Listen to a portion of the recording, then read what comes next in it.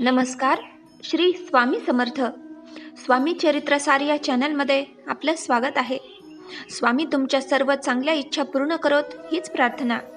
आज आपण नवीन स्वामी सेवेकरांनी स्वामींची नित्यसेवा कशी करावी, कोणकोणत्या गोष्टी कराव्यात याबद्दल माहिती पाहणार आहोत. चला तर मग आपल्या व्हिडिओला सुरुवात करूयात. तर बऱ्याच वेळा असं होतं की नवीन लोक स्वामी सेवेत येतात, परंतु स्वामींची नित्यसेवा नेमकी कशी करावी, कोणकोणत्या सेवा असतात हे त्यांना माहिती नसतं. बऱ्याच वेळा सेवा माहिती आहे, परंतु ती कधी कशी करतात हे माहिती नसतं. तर ही सर्व माहिती आज आपण आपल्या व्हिडिओमध्ये पाहणार आहोत. दररोज नित्य नियमाने केली जाणारी सेवा म्हणजे नित्यसेवा. यामध्ये सर्वात महत्त्वाचं म्हणजे आपल्याकडे श्री स्वामी समर्थ महाराजांचा फोटो, मूर्ती काहीतरी असावं. त्यानंतर तुमच्याकडे स्वामी चरित्र सारामृत हा ग्रंथ असणंही खूप महत्त्वाचं आहे. या ग्रंथामध्ये एकूण 21 अध्याय असतात.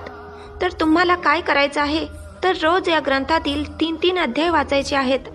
म्हणजेच पहिल्या दिवशी 1 ते 3 अध्याय, दुसऱ्या दिवशी 4 ते 6 अध्याय, तिसऱ्या दिवशी 7 ते 9 अध्याय असे रोज वाचावेत. 7 दिवसात तुमचे 21 अध्याय वाचून पूर्ण होतील. याचाच अर्थ की तुमचा स्वामी चरित्र सारामृताचा एक पाठ किंवा एक पारायण पूर्ण होईल. स्वामी चरित्र सारामृतातील अध्यायाबरोबरच रोज तुम्हाला 11 वेळा तारक मंत्र म्हणायचा आहे. तारक मंत्र तुम्हाला म्हणता येत नसेल तर सुरुवातीला एका वहीमध्ये लिहून घ्या आणि बघून म्हणत जा. त्याचबरोबर तुम्हाला 11 माळी श्री स्वामी समर्थ या मंत्राचा जप करायचा आहे.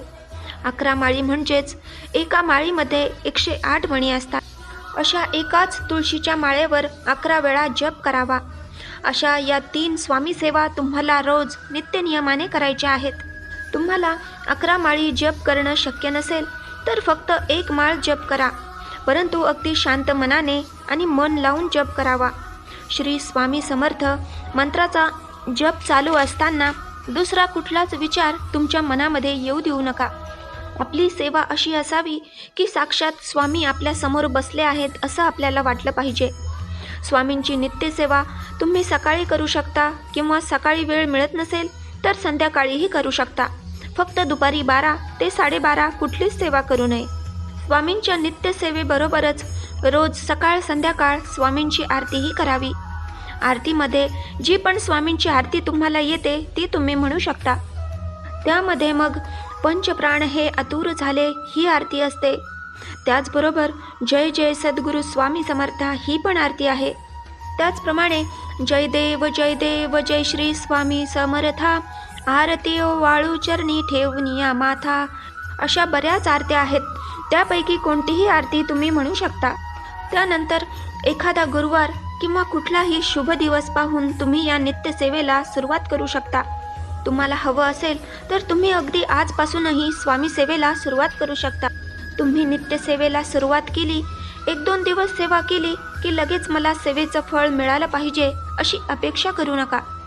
कसं असतं बघा, प्रत्येकाचं आयुष्य वेगळं असतं. प्रत्येकाच्या वाटेला आलेले भोगही वेगवेगळे असतात.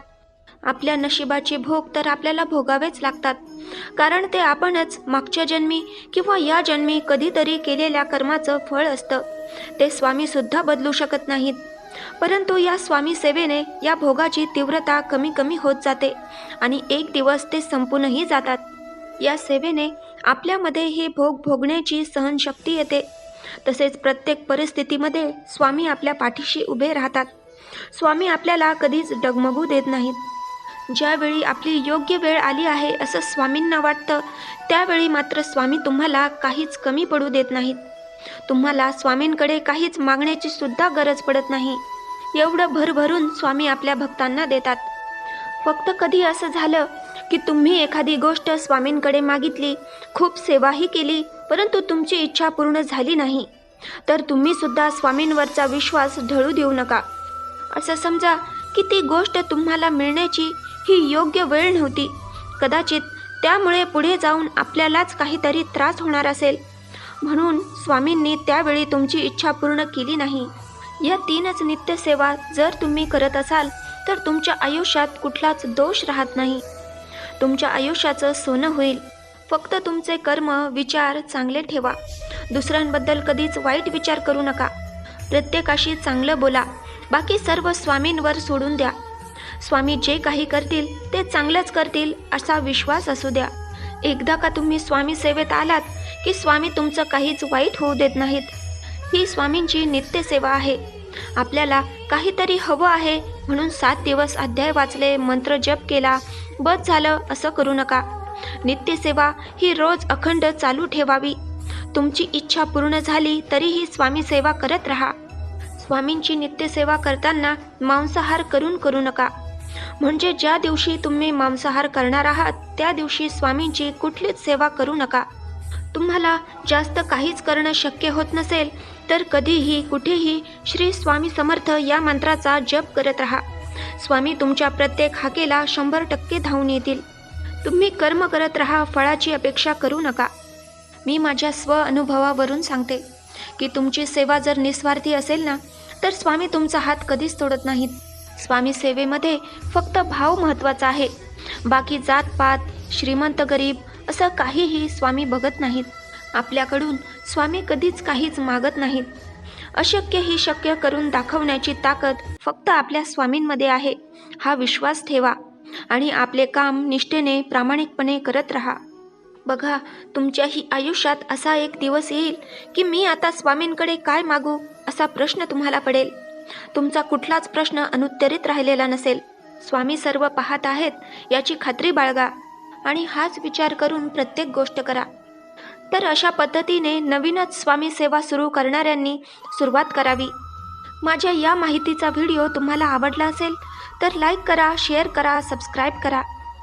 चला तर मग भेटूयात अशाच माहितीच्या छान छान व्हिडिओसोबत.